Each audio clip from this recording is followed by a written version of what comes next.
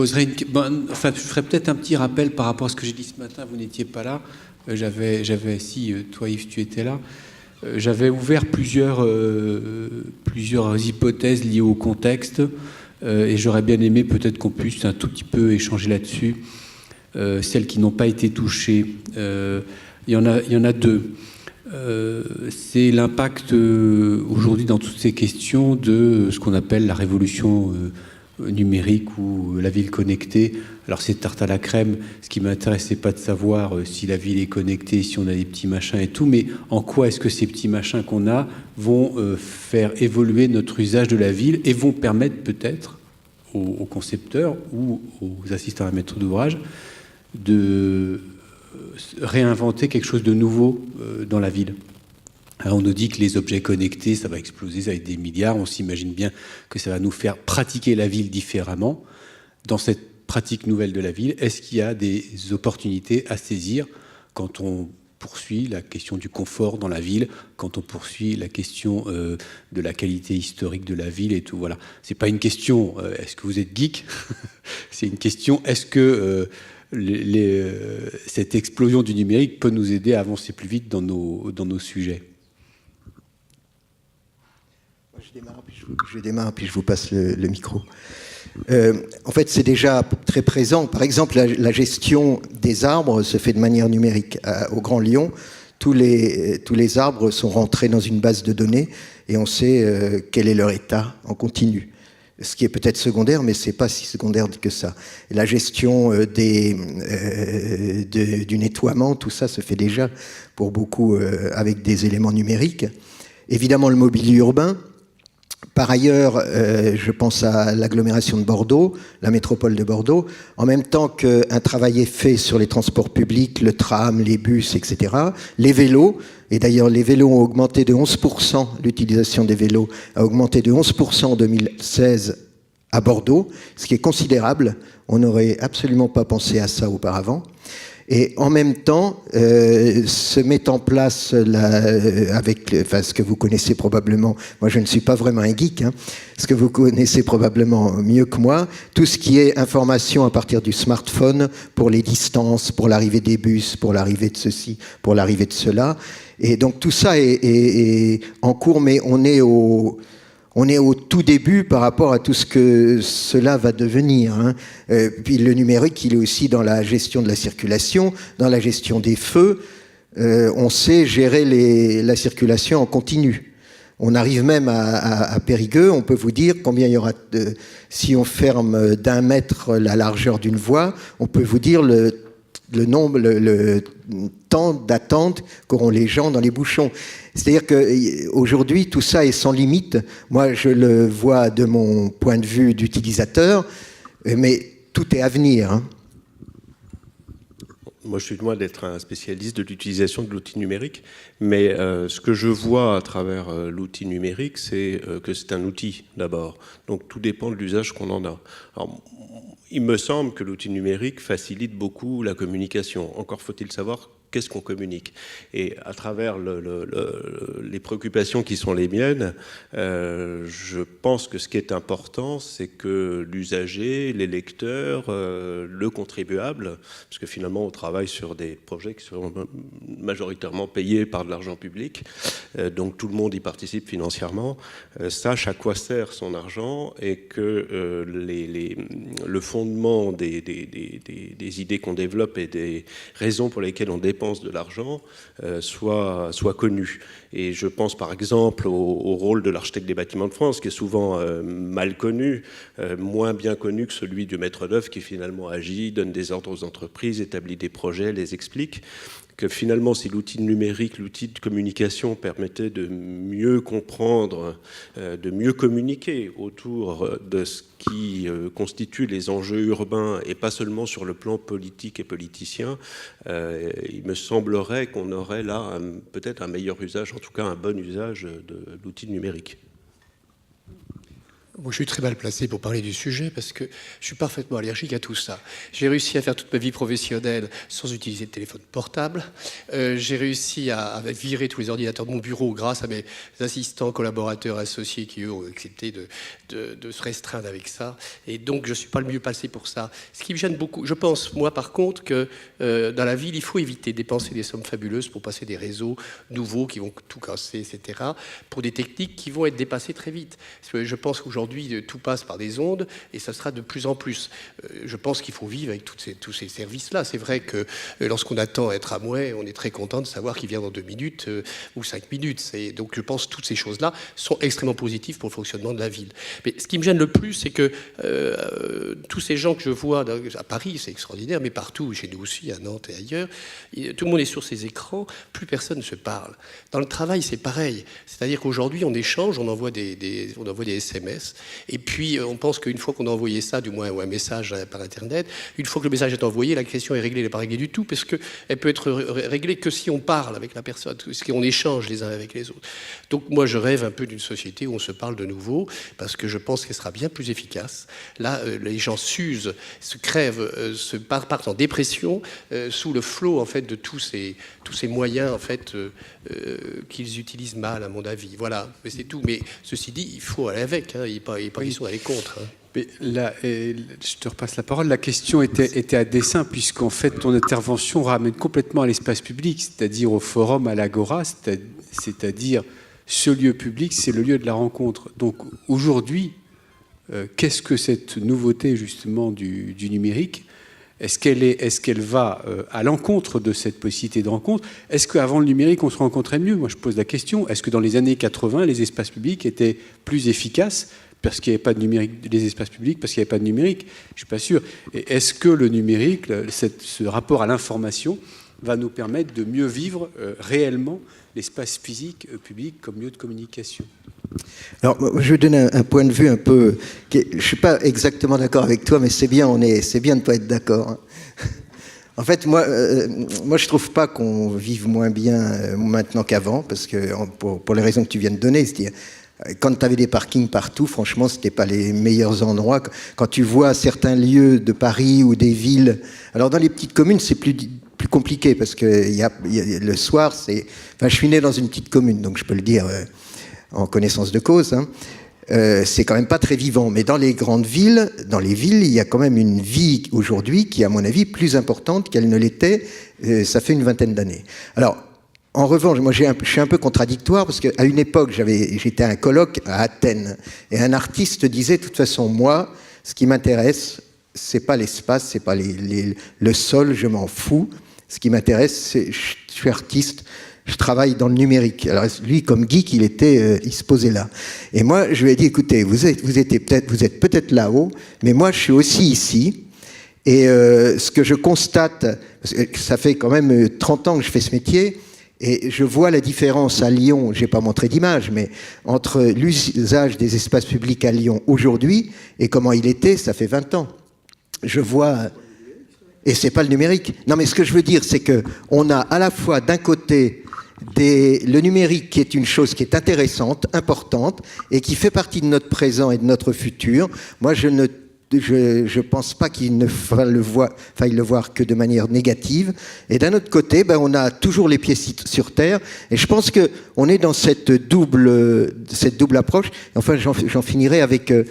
Je citerai le livre d'un ami qui vient de sortir, Michel Lusseau, qui vient de sortir Les hyperlieux. C'est un livre qui est sorti, je ne sais plus dans quelle édition, et qui parle justement en partie de la multiplicité de ce que sont les espaces publics aujourd'hui, qui ne sont pas que des espaces de rencontres, mais qui peuvent être des espaces de manifestation, des espaces de débat, de discussion, de disputes, qui sont aussi enfin, faut le lire, c'est très intéressant. Je voudrais juste dire une chose. Ce qui m'inquiète et me terrifie beaucoup plus aujourd'hui, c'est de voir en fait tous nos centres. Et moi, j'étais très intéressé par le travail sur Saint-Denis, en particulier, là, et sur Périgueux, Saint-Front de Périgueux. J'avais assisté au défilé du 14 juillet une fois où il y avait M. Guéna qui était ministre et maire, et il y avait une automitrailleuse qui descendait à toute vitesse le jour du 14 juillet, le long du boulevard où vous allez construire, finalement. Je me dis, mais... Non, mais sur la place. Oui, voilà, j'ai compris. Mais j'étais terrifié, effectivement, déjà à l'époque, mais ça s'est énormément aggravé. C'est-à-dire qu'on a laissé se développer complètement des formes de commerce. Alors, moi, je fais le grand écart parce que je suis urbaniste à Nantes, d'une zone qui s'appelle Atlantis. C'est le premier centre commercial extérieur, donc c'est sur Saint-Herblain, de Nantes. Qui est capable de rivaliser largement avec le centre-ville de Nantes, quoi. Et j'étais urbaniste du secteur sauvegardé de Nantes pendant 30-40 ans. Donc je faisais le grand écart et j'observais ça. Donc on a tout fait finalement pour développer des endroits où on vient en bagnole. On a viré les bagnoles du centre-ville. J'ai travaillé sur Fontenay-le-Comte, secteur sauvegardé de Fontenay-le-Comte, toutes les voies piétonnes, toutes les opérations ville moyenne qui ont été faites. Tout ça, ça ne servait à rien. Tous les commerces sont tous partis. Tout ça, c'est mort, quoi. Et donc moi, je pense que l'énergie qui est la vôtre, et que je trouve très, très enthousiasmante, et je pense qu'il faudrait la développer systématiquement dessus, mais avec des moyens de contrôle sur ce qui se passe à l'extérieur. Alors nous, Français, on exporte ça en Pologne, on envoie ça en Espagne, on est en train de tuer tous ces pays gentiment. On est les premières victimes d'un système qu'on a inventé. Et donc je pense que l'espace public, en fait, pourra se développer dans nos centres lorsqu'on aura évité d'envoyer tout le monde en périphérie. J'étais à Dole, moi, la semaine dernière. Il y a un centre historique merveilleux à Dole, des commerces qui résistent, je ne sais pas trop comment, mais ils sont encore là. Bon, ils s'affaiblissent, malheureusement. Et il y avait un centre commercial extérieur qui était bourré de voitures, quoi. Donc réfléchissons. Aujourd'hui, on vire les voitures des centres-villes, on fait payer les gens lorsqu'ils viennent avec leur voiture, alors que c'est gratuit de l'autre côté. Moi, je pense qu'il faudrait faire payer dans les centres commerciaux le stationnement, rendre gratuit le stationnement dans les centres-villes, améliorer les systèmes de transport en commun avec tout ce qu'on peut voir aujourd'hui. Et on a peut-être une chance de sauver les choses, mais c'est urgent. Regardez, les journaux américains n'arrêtent pas d'en parler. Ils disent la France est en train de mourir. Alors eux, ils peuvent en parler parce que leurs centres-villes sont morts depuis bien longtemps dans pas mal de villes. Et j'espère que ça évolue et que ça s'arrange pour eux, mais chez nous, il y a une situation assez dramatique. Et c'est pas seulement en faisant une voie piétonne, comme on avait fait à Fontenay-le-Comte. Il y a cette voie sur la rue des Loges, ils avaient fait cette voie piétonne, et ça a tué le truc. Alors, je ne sais pas quel est le résultat de Saint-Denis aujourd'hui en termes de fréquentation. Ce matin, on avait un exemple tout à fait intéressant de cette petite ville où les commerçants se sont développés. Moi, j'étais plein d'admiration pour le maire qui était là, M. Bataille. Là. C'est vraiment une opération de très grande crise dans laquelle on est. On est dans une très grande crise. Non, mais je t'en prie. La question du numérique me faisait penser à une chose peut-être triviale, c'est qu'on a vécu dans les années 50 avec le mythe de l'automobile, du déplacement, enfin du fait que la liberté, c'était de pouvoir aller là où on voulait. On s'est rendu compte après que cette liberté, c'était finalement une prison, puisqu'on se retrouvait dans des contraintes de déplacement qui étaient bien pires que celles dont on avait rêvé. Aujourd'hui, le numérique nous projette de façon intellectuelle sur un déplacement infini, puisqu'on communique avec un Japonais, un Chinois et un New-Yorkais de façon immédiate, comme avec son voisin de palier qu'on ne connaît plus, parce qu'on ne le connaît qu'à travers Facebook et je ne sais quoi. Mais finalement, il y a un côté, je dirais, assez positif sur le développement de la ville, alors qu'il fonctionne de façon un peu idéologique, ce que je regrette, mais d'un point de vue pratique aussi.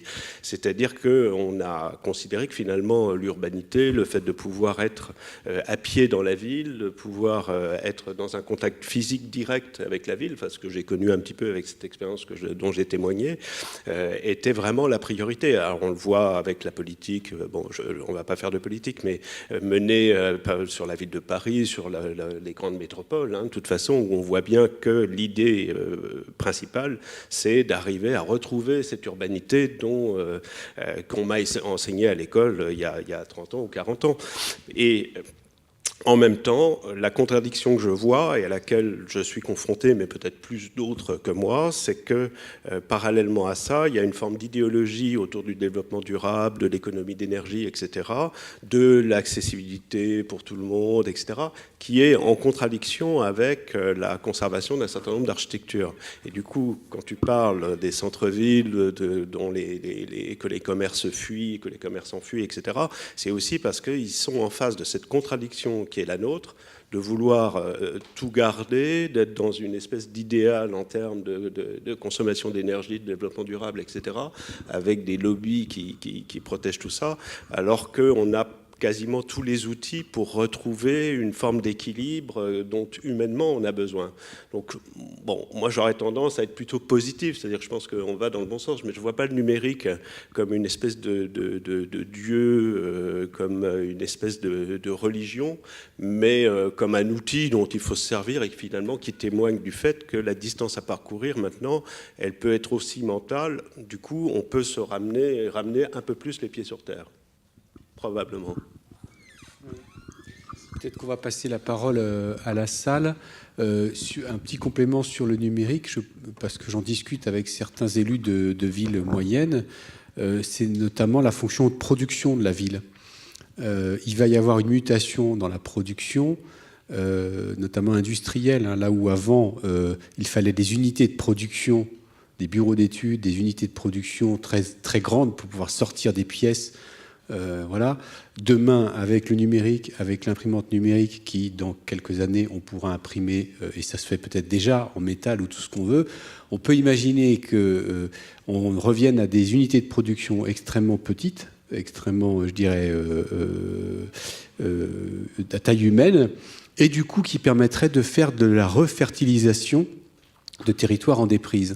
Je dis c'est un peu une blague. Non, c'est pas une blague, c'est vraiment une hypothèse que je pense qu'on en discute avec différents financeurs.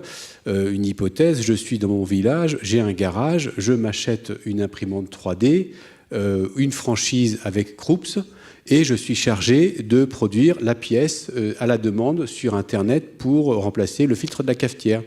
Et il y a un point de récupération de mes pièces dans la poste du coin, et voilà, ça fonctionne.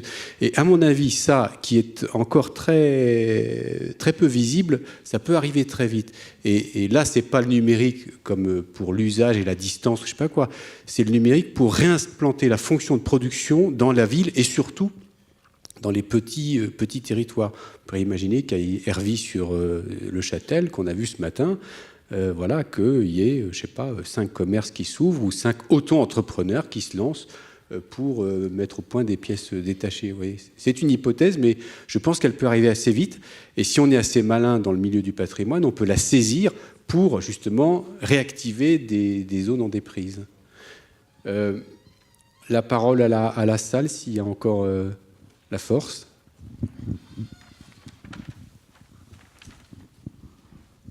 Bonsoir, vous m'entendez? Oui.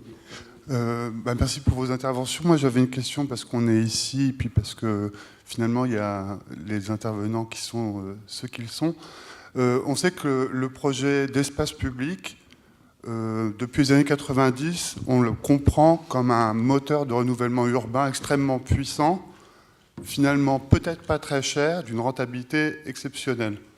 La question du coup qui se pose en termes d'intervention politique et du champ d'intervention politique sur la ville, de renouvellement, à partir du moment où on pose la question de la patrimonialisation de cet espace public, et je ne parle pas finalement des 4 façades de la place Vendôme ou de la place Stanislas, je parle de la 5e dont on a abondamment parlé pendant 2 jours, le fait de la rendre pérenne sur un niveau de projet donné, quel champ, quel avenir on donne possibilité de l'espace public, du projet d'espace public, comme à rester ce vecteur de renouvellement des rapports sociaux dans la ville, donc l'organisation politique, et je pense justement au centre de Saint-Denis ou au projet que vous présentez. C'est-à-dire qu'on a une intervention qui modifie un peu l'espace public, sans aller trop loin, mais qui modifie les rapports à la ville. Et donc ma question est là, elle est dans cette question qui se précise de plus en plus, c'est-à-dire que sur 25 ans, on a vu un renouvellement extrêmement percutant des centres anciens autour de grands projets de renouvellement urbain liés au déplacement, puisque c'est la question de la motorisation qui semble tirer tout ça. Est-ce que ça va pouvoir durer? Et quelle est la question de la patrimonialisation du projet d'espace public à un temps T dans son avenir et l'avenir de la ville? Excusez-moi, c'est peut-être un peu confus, mais... Si je peux apporter un élément de réponse, non, je trouve que c'est intéressant, mais on peut aussi regarder cette question autrement. C'est-à-dire que En ce moment, moi je suis parisien, j'habite à Paris, donc je fréquente cette ville depuis très longtemps. Et je vois depuis quelques années une idée de la ville, de la mairie de Paris, de rendre les berges de la Seine interdites aux voitures et donc fréquentées par les piétons. Aujourd'hui, moi, je n'ai personnellement aucune envie d'aller sur les berges parce que j'estime que c'est un espace routier. Mais ça, c'est mon sentiment personnel de Parisien. Ce que je pense, en revanche, ce que j'ai vécu sur la place des Islas, ce que tu as vécu sur les espaces dont tu as parlé, ce que tu évoquais tout à l'heure en commentant les projets, c'est que l'usage, en réalité, précède l'acte de l'architecte. C'est-à-dire que l'architecte, dans sa grande mégalomanie, pense que c'est lui qui a transformé les choses, alors qu'en réalité, c'est le peuple qui l'a poussé, qui lui a donné les conditions pour transformer les choses. Parce que sinon, je pense que l'espace ne peut pas être investi. L'espace va être investi parce qu'on a restitué un confort. Et puis, nous, du coup, on a construit toute une somme de justifications, de réflexions qui permettent de préciser le projet. Mais en réalité, si le projet a du succès, c'est parce qu'il y avait un espace qui lui était favorable. Ce n'est pas l'architecte qui fabrique le succès du projet. Moi, j'en suis vraiment convaincu. Enfin, je ne sais pas quelle est ta position. J'avoue que je n'ai pas très bien compris la question. Elle était très riche et un peu complexe pour moi. Mais non, et je pense effectivement que ce n'est pas notre projet en lui-même qui fait la réussite des choses. Si on prend la place Royale à Nantes, je l'ai dit tout à l'heure, c'était un lieu de rassemblement, c'est un lieu pour identifier Nantes. Les gens pensent à la place Royale, quoi. Pour ce passage pas vrai, mais place Royale surtout, parce que c'est là qu'on peut se rassembler. Donc on n'a pas changé effectivement les choses. Mais est-ce que vous avez bien compris sa question ou pas? Parce que moi, c'était très... Il y a eu plein de choses. C'était un peu en boucle, et j'avoue que j'ai pas très bien compris. Ouais. En fait, ça concerne la question conservatoire. C'est-à-dire que l'appropriation du sol de la ville dans le temps, il s'est fait sur des trames qui sont des projets politiques, mais le sol lui-même, on se rend compte qu'il est assez ténu, il est assez éphémère.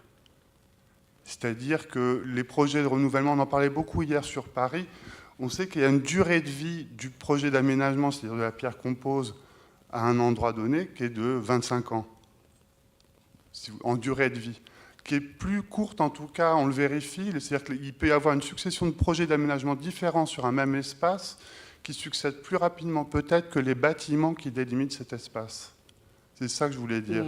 Et donc on est dans une relation au temps sur laquelle finalement on a peut-être plus d'efficace, et c'est ce qu'on voit au niveau des générations. On a un retour, disons, des questions plus rapides. Et du coup, la question qui peut se poser aujourd'hui, si on est dans une logique de patrimonialisation de certains espaces, c'est-à-dire de mesures conservatoires et finalement de bloquer dans le temps l'évolution possible de ces espaces, de ces projets d'aménagement. Je ne parle pas de l'espace en tant que d'imitation, je parle du projet d'aménagement, de design urbain, si vous voulez. Le fait il y a une tendance, par exemple, à vouloir essayer de rendre permanent des aménagements qui ont été faits par des auteurs. Je ne parle pas des projets qu'on a vus là. Hein. Ouais. Mais cette tendance est-elle pas finalement un frein à terme, à 50 ans, à une possibilité de ressort, de renouvellement urbain qui était finalement assez accessible? Alors, j'ai envie de vous répondre de toute façon, ces espaces, je l'ai dit en introduction, sont notre patrimoine de toute façon. Bon. Maintenant, ils permettent toutes sortes d'usages. On a vu, il y a eu des projets très caricaturaux faits sur certains espaces. Tu évoquais l'architecte éventuellement mégalomane. On a quelques confrères qui se sont sentis obligés de faire des gestes. Donc alors on fait une espèce de grand canal qui traverse, comme à Quimper, une espèce d'urinoir pour les fêtes, là c'est parfait. Mais donc des choses qui marquent fortement les choses, qui les datent, et qui n'ont pas vocation à tenir 25 ans de toute façon. Bon. Il y a des solutions qui me semblent être davantage proches de celles qu'on a proposées, qui consistent à dire, nous on libère l'espace, ça rejoint ce qui était dit, toutes sortes de pratiques, ça a été dit devant Saint-Denis, toutes sortes de pratiques peuvent se mettre en place. Moi, j'ai fait la place du ralliement, par exemple, à Angers, avec le tramway que nous avons fait à Angers. C'est un grand espace libéré, qui est complètement... Alors qu'avant, il est très fragmenté, d'un seul coup, il est libéré. On peut planter dans les caisses, faire des jardins, on peut faire un grand jardin, puisqu'il y a une demande de végétal par moment. On peut faire le marché de Noël, on peut faire des grands spectacles. Il y a toutes sortes de pratiques. Bon. Ce qu'on fait me donne l'impression, moi, c'est le cas aussi, je pense à Nancy, on peut faire toutes sortes de choses. C'est fait avec un souci de qualité qui tient compte de ce que les auteurs de ces espaces, ceux qui ont inventé ce patrimoine, ont mis en place. Crucy pour moi, donc, et comment s'appelle Hébé? À Nancy, c'était Hébé?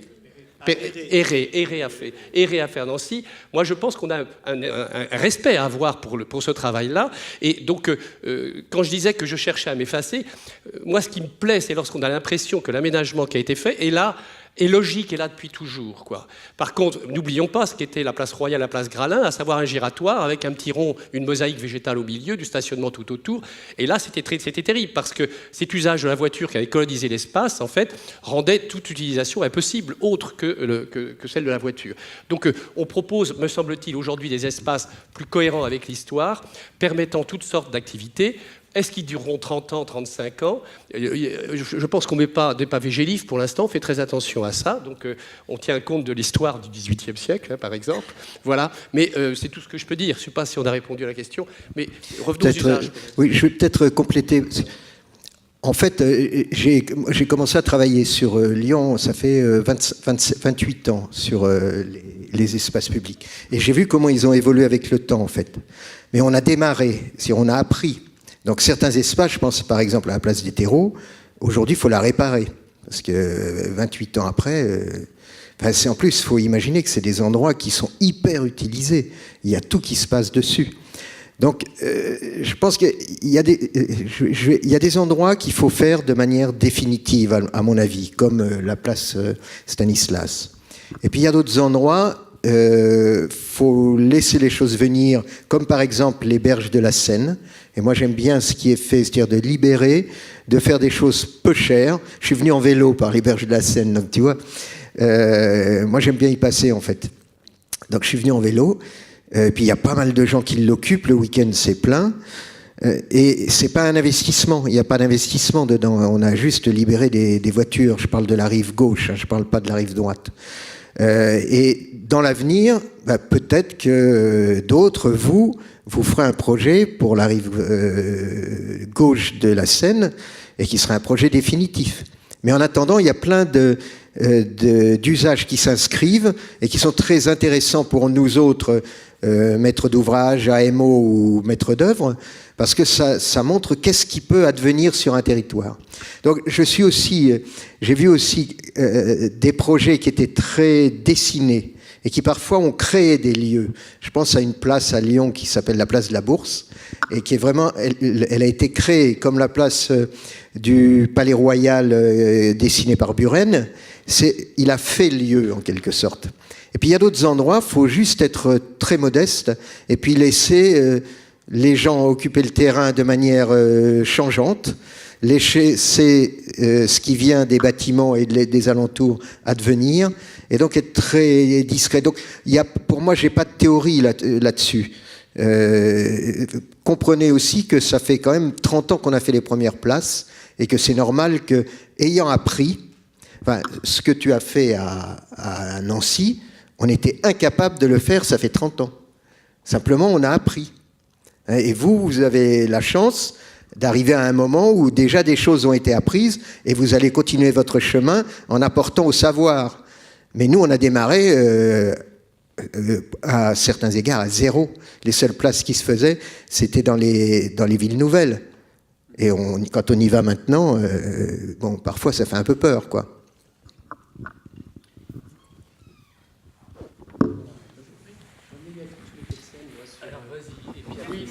Oui, juste un petit mot. Moi, je voudrais revenir sur l'exemple sur la voie sur berge.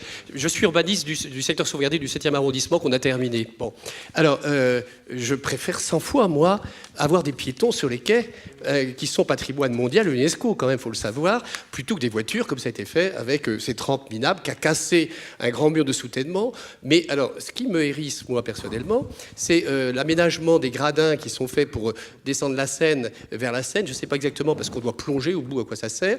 Je pense que c'est parfaitement contradictoire avec l'esprit, en fait, du lieu. Moi, je parlais d'esprit du lieu.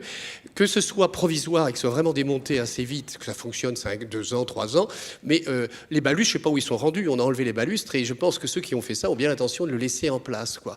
Donc il y a quand même dans le traitement des espaces ces lieux emblématiques et en particulier cette gare en fait musée aujourd'hui qui a été conçue avec 2 belvédères qui s'avançaient, qui correspondaient aux 2 horloges, hein, et aujourd'hui il y en a un qui a disparu. Je trouve ça tout à fait dommage par rapport à cette idée de capitale en fait mondiale qu'est Paris, quoi. Il y a une espèce de perte maintenant qu'on fasse des aménagements démontables, etc., provisoires pour développer toutes sortes d'activités. Je suis pour, ça c'est clair, quoi. Hein, voilà.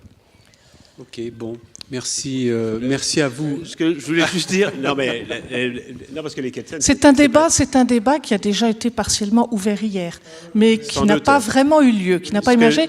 Il y aura d'autres occasions, je pense, pour le poursuivre. Ce que je veux dire juste sur les quais de Seine, c'est qu'à partir du moment où on s'approprie la route, que le piéton s'approprie la route, l'architecte viendra naturellement avec un traitement qui sera adapté avec un usage qui aura changé. Voilà.